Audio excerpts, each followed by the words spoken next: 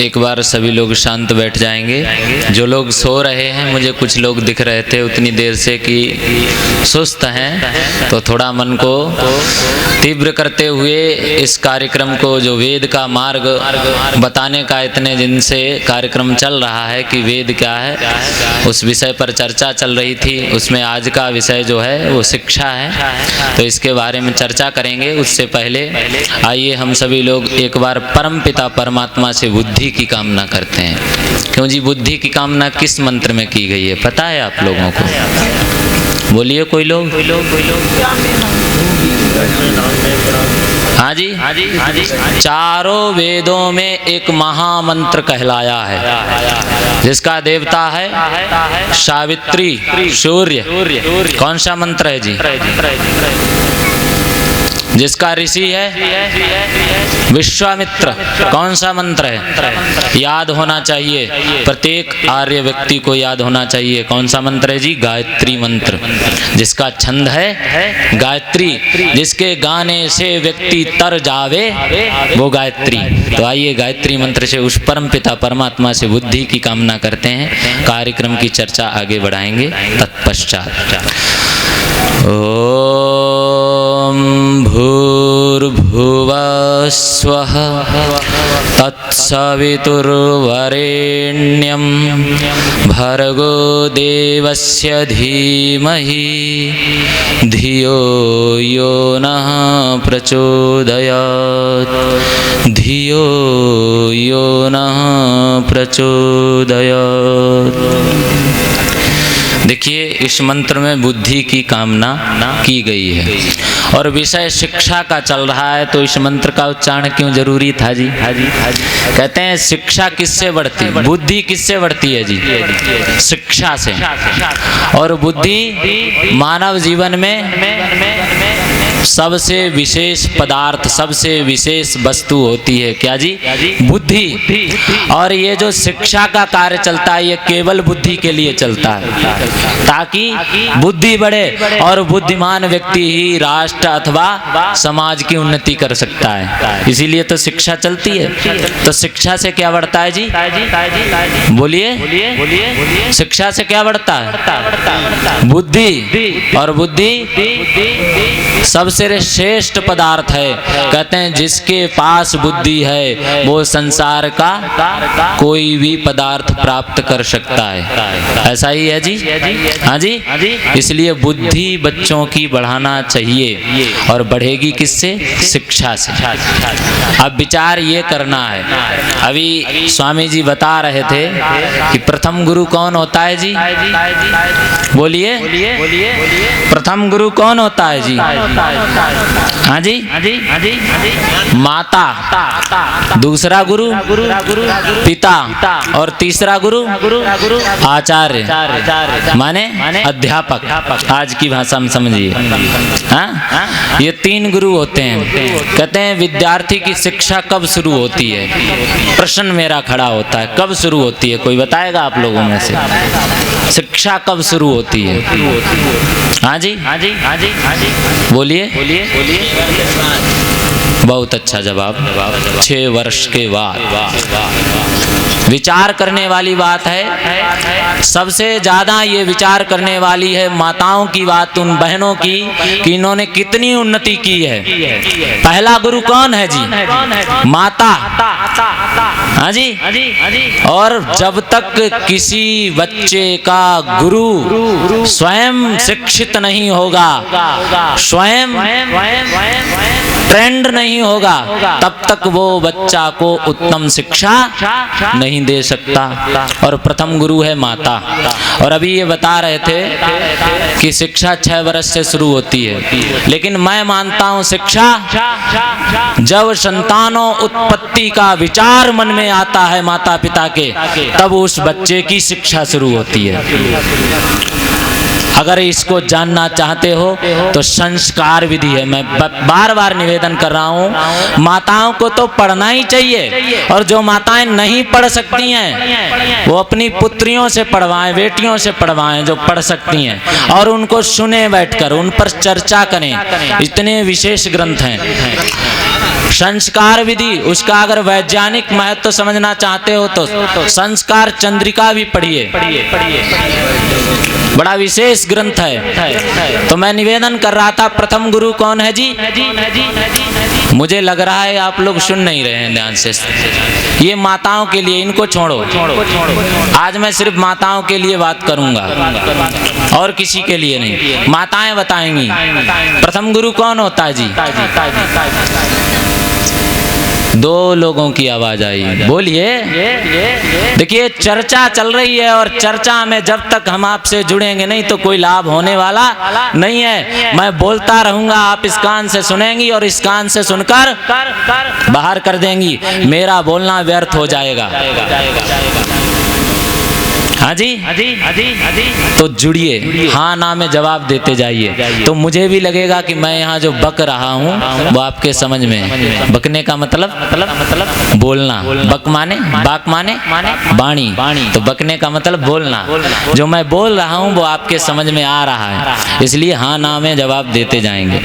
माताओं को विचार ये करना है, क्योंकि माता प्रथम गुरु है, और जब तक गुरु उन्नत नहीं होगा, याद रखो बच्चों की शिक्षा उन्नति वाली नहीं होगी। पहले माताओं को उन्नत होना पड़ेगा। तो विचार करिए माताओं ने कितनी उन्नति की है और कितनी अवनति की है। क्यों जी? बोलिए, आपने उन्नति की अथवा अवनति? बोलिए, उन्नति अथवा अवनति? हाँ जी, उन्नति की है। हाँ, क्योंकि हमारे देश में बहुत समय पहले नारियों क्या किया जाता था, पढ़ने का भी अधिकार नहीं था। आज के समय में हमारे यहाँ नारी राष्ट्रपति, जो राष्ट्र का सर्वोपरि पद होता है, उस पर भी विराजमान है। उन्नति की है, लेकिन मैं एक दृष्टि से ये भी देखता हूँ कि अवनति भी की है। क्यों जी? एक दृष्टि से ये भी देखता हूँ, आप लोग जाने लगे, आपकी बात होने लगी तो आप लोग चलने लगे। वाह जी वाह। हाँ जी, हाँ। देखिए बड़ी विशेष चर्चा है, आप लोग सुनेंगे तो जीवन में लाभ आएगा। आपने कितनी उन्नति की है ये विचार करना है। हम अगर वैदिक इतिहास को पढ़ के देखते हैं तो हमारे यहाँ गार्गी, अपाला, लोपमुद्रा, मैत्रेयी, ऐसे कई अनेक नारियों का नाम गिनाया जा सकता है जो वेदों की प्रकांड पंडित थीं। लेकिन आज के समय में आपने शिक्षा में उन्नति सिर्फ साक्षरता की माने लिखित उन्नति कर ली, आपने पढ़ लिख लिया, अक्षरों का ज्ञान हो गया आपको, लेकिन आध्यात्मिक उन्नति नहीं की। जब तक आप आध्यात्मिक उन्नति और भावात्मक उन्नति नहीं करोगे तब तक उत्तम शिक्षक नहीं बन पाओगे, तब तक उत्तम गुरु नहीं बन पाओगे। गुरु बनने के लिए भावात्मक शिक्षा भी होनी चाहिए, आध्यात्मिक शिक्षा भी होनी चाहिए, और आध्यात्मिक शिक्षा में उन्नति आपकी हुई ही नहीं, मुझे तो ये लगता है। क्यों जी? आजकल तो कुछ बैठकर मंच से ये कहने लगते हैं कि नारियों को गायत्री जाप करने का अधिकार नहीं है। यही तो कहते हैं। कौन कहते हैं? नाम लेने में मैं नहीं डरता।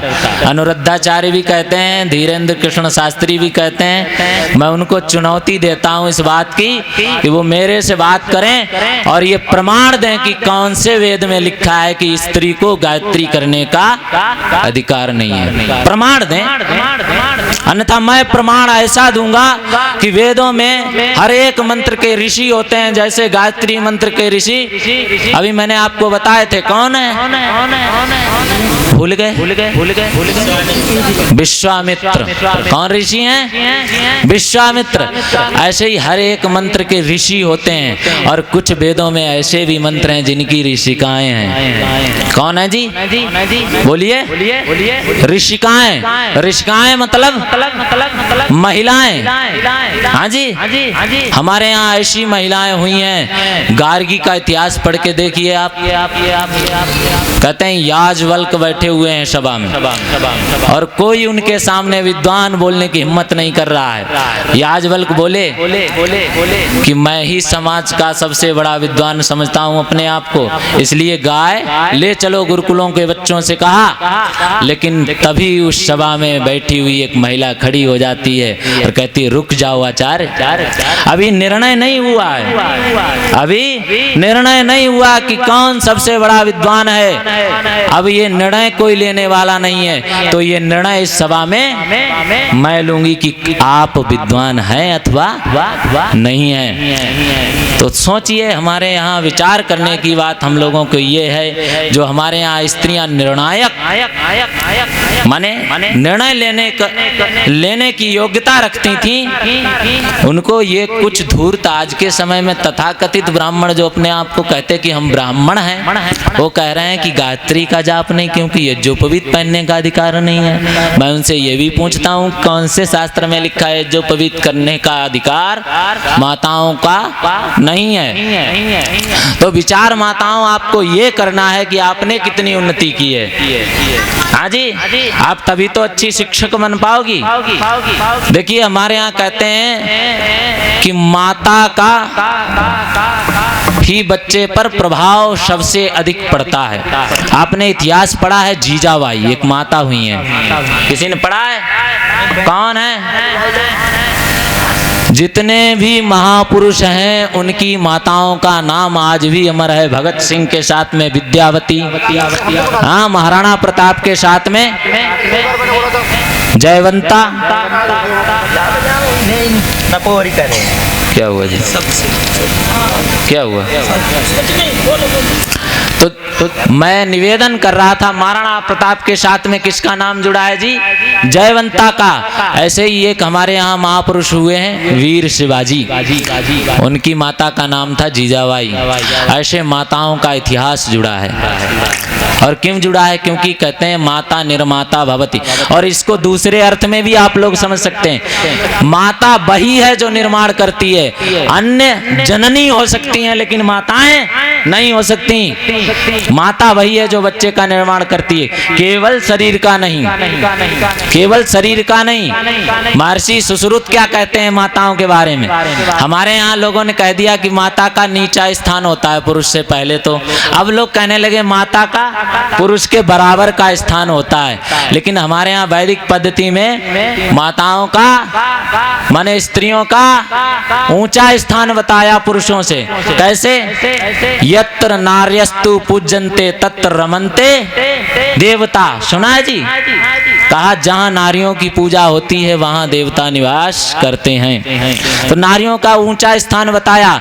इसको महर्षि सुश्रुत किस तरीके से बात को कहते हैं? महर्षि सुश्रुत कहते हैं एक संतान के शरीर के निर्माण में, एक संतान के शरीर, ध्यान से सुनना, आप लोगों की बात हो रही है, एक संतान के शरीर के निर्माण में कहते हैं माता का 16 गुना और पिता का 1 गुना योगदान होता है, तब एक संतान का निर्माण होता है। इसलिए माताओं को बहुत जरूरी है कि वो स्वयं शिक्षित हों, और स्वयं शिक्षित नहीं होंगी तो उत्तम संतान कभी हो ही नहीं सकती, याद रखो। और मैं बात कर रहा था कि शिक्षा बच्चे की कब शुरू होती है? जब मन में विचार आता है। लेकिन आजकल तो मन में विचार आता ही नहीं है। मैं बात खुलकर कह देता हूँ, पता ही नहीं चलता है और बच्चे हो जाते हैं। विचार मन में आता ही नहीं है। क्यों? क्योंकि हम संस्कारों की पद्धति को भूल गए। हमारे यहाँ गर्भाधान होता था, पुंसवन होता था, सीमांतो उन्नयन होता था, जात कर्म होता था। अब सीधे नामकरण पता चलता है, इससे पहले कुछ पता ही नहीं चलता है। बताइए कहाँ से उत्तम संतान होंगी? इसलिए सबसे ज्यादा जरूरी है प्रथम गुरु जो माता है उसको विचार करना चाहिए कि हम कैसे उन्नत हो सकते हैं, हम कैसे उन्नति वाले संतानों को जन्म दे सकते हैं। हमारे यहाँ वेद में आया है पिता पुत्र अनुव्रता, हाँ, माता भवतु सम्मना, माने पिता के अनुव्रतों का पालन करने वाला पुत्र होना चाहिए और माता को संतुष्ट अर्थात सम्मान करने वाला पुत्र होना चाहिए, अर्थात पुत्री होनी चाहिए। लेकिन कैसे होगी जी? जिनका मन ही विकृति रूप में है, तब ये संतानें उत्पन्न होती हैं, तो ये संतानें भी विकृति मन वाली होंगी, उत्तम मन वाली नहीं होंगी। संतान की शिक्षा शुरू होती है, मैं फिर भी कह रहा हूँ, गर्भाधान से। इसलिए संस्कारों को जीवन में अपनाना पड़ेगा, और संस्कारों को अपनाओगे तभी याद रखो जीवन का कल्याण होगा, उत्तम संतानें बनेंगी। इसलिए प्रथम शिक्षा, और शिक्षक कौन है जी? माता। और माताओं को सुधरना होगा, माताओं को संभलना होगा, विचार करना होगा कि हमारे बच्चे कैसे उन्नत हों। ऐसा नहीं कि मेकअप में पूरा दिन निकाल लें और बच्चे घूम रहे। मैं तो एक शादी में गया, मैं आपको बता दूं, बच्चा घूम रहा और माता जी को पता नहीं कि बच्चा कहाँ, माता जी सजने और संवरने में लगी हुई हैं। तो ये नहीं भाई, गृहस्थ जीवन कौन सा है जी? हमारे यहाँ कवियों ने कहा, कुछ नहीं बनेगा तेरे गोरे चाम का, और जाप ना किया है तूने ओम नाम का। ये गोरी चमड़ी करने से कुछ नहीं होने वाला। इसलिए याद रखो, अगर उत्तम संतान नहीं दे पा रही हो तो माता कहलाने की हकदायक नहीं हो, जननी हो सकती हो। और जननी कोई भी हो सकती है, गाय भी हो सकती है, भैंस भी हो सकती है, और यहाँ तक कि जानवरों में से कुतिया भी हो सकती है। इसलिए विचार करो, माता बनना है अथवा जननी बनना है। जननी बनकर रहोगी तो विचार करना होगा कि जननी की इज्जत क्या है, और माता बनोगी तो इतिहास में नाम दर्ज होगा, विद्यावती की तरह, माता जीजाबाई की तरह, माता जयवंता की तरह, माता कौशल्या और कैकेयी की तरह। मैं कैकेयी को बहुत योग्य माता मानता हूँ। विचार करने वाली बात है कि माता कैकेयी को क्यों योग्य मानता हूँ, इस बात को मैं चर्चा में नहीं लाऊंगा, समय कम है। इसलिए इतनी ही बात को कहते हुए अपनी वाणी को विराम दूंगा कि माताओं को विचार करना चाहिए, अंत में पिताओं को भी विचार करना चाहिए कि हम कैसे उत्तम संतान बनाएं। विषय बहुत अच्छा था, चर्चा तो काफ़ी लंबी चल सकती थी, लेकिन समय का अभाव है, इसलिए इतनी ही बात को यहीं पर अपनी वाणी को जब विराम दूंगा। बहुत बहुत धन्यवाद। आप लोग हमको YouTube पर सुन सकते हैं और कमेंट करके प्रश्न भी पूछ सकते हैं किसी भी विषय से संबंधित, ठीक है? हाँ, इति ओम।